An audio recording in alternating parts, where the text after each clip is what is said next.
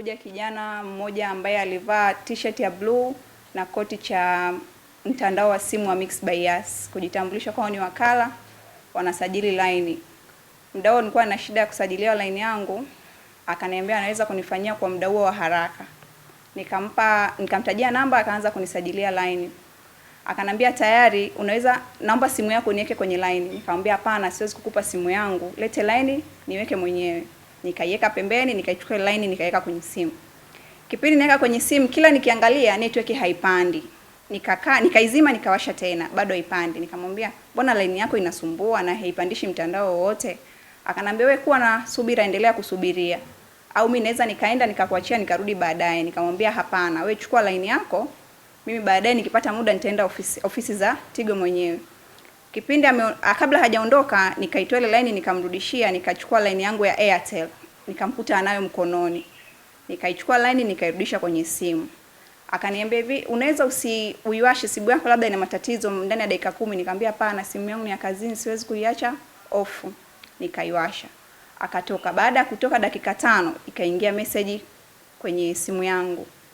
5 imehamishwa kutoka kwenye simu yangu kwenye lipa namba mtandao wa Tigo.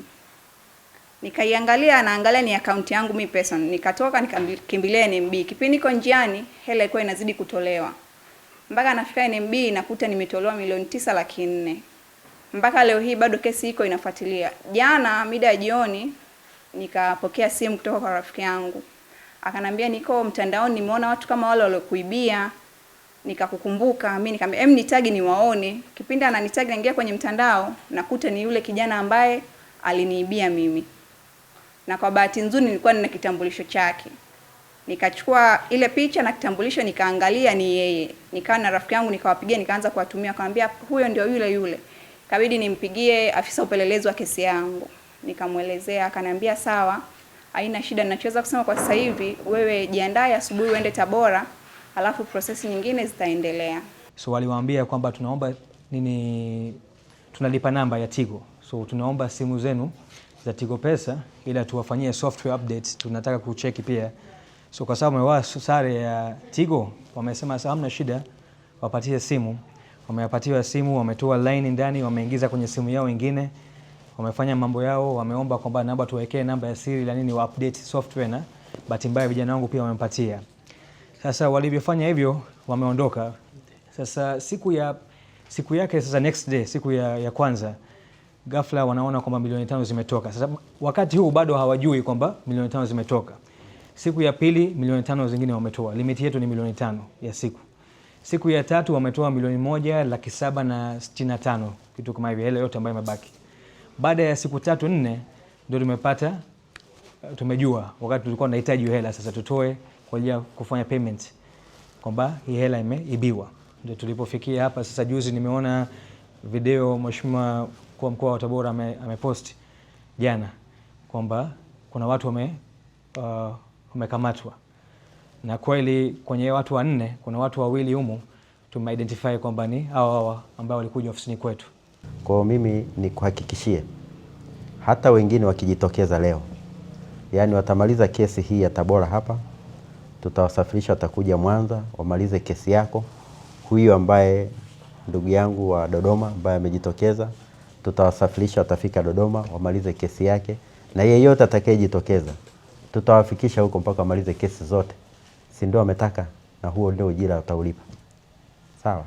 Na wengine wote humu ambao wanatutizama, kama wameona kwamba huyu mtu, bahati nzuri mara tumeamua na wamekiri kwamba walihusika na ile milioni 40 ya yule dada mjane wa Kaliua.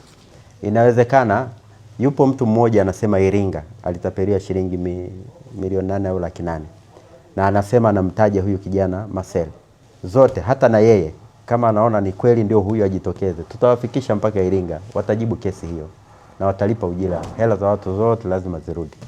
Na tutoe onyo, utapeli wala haumlipi mtu. Sasa hawa wanachokumbana nacho ni bora wangekaa wakatafuta hela zao za halali, hata kama ni miaka 10, miaka 20. Hasara watakaoipata hawatakaa warudie. Hatuwezi kutolea tu watu mtu ushindwe kulala, ushindwe kutafuta, unaogopa kwamba kuna matapeli watapita kuchukua hela zako. No, haiwezekani. Kwa ndio kazi serikali imetukabidhi Jeshi la Polisi mkoa wa Tabora linafanya kazi vizuri sana chini ya kamanda Abwao, na kiukweli tunao vijana wazuri, na jana mmeona nimewazawadia, na yapo mengine atakuja mengi. Matapeli na majambazi wala sio mahala pao, tutazidi kuwaibua, tutazidi kuwakamata, na vijana wetu wa polisi wanaofanya hiyo kazi hatuwezi kuwa tunawaacha, tunasema ni kazi. Lazima tuwape motisha na wao wapate moyo wa kuweza kupambana na utapeli na ujambazi wa namna hii.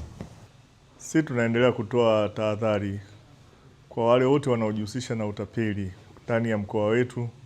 Jeshi la Polisi mkoa wa Tabora tuko makini na tutaendelea kuhakikisha kwamba tunashughulikia na kukomesha matukio yoyote yaliyojitokeza.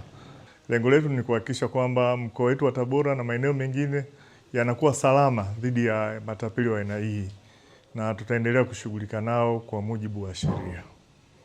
Wale ambao wanawatambua kwamba matapeli hao wamewahi kufanya makosa haya kwenye maeneo mengine, wawasiliane na Jeshi la Polisi mkoa wa Tabora, watupe taarifa, na sisi tutahakikisha kwamba baada ya taratibu kukamilika hapa Tabora, watafikishwa kwenye maeneo yao ili wakajibu kesi ambazo zimefunguliwa kwenye mikoa mbalimbali zikiwahusisha matapeli ambao tunao. Hatutawaacha, tutahakikisha wanafika kwenye maeneo yote na kwenda kujibu tuhuma ambazo zinawakabili.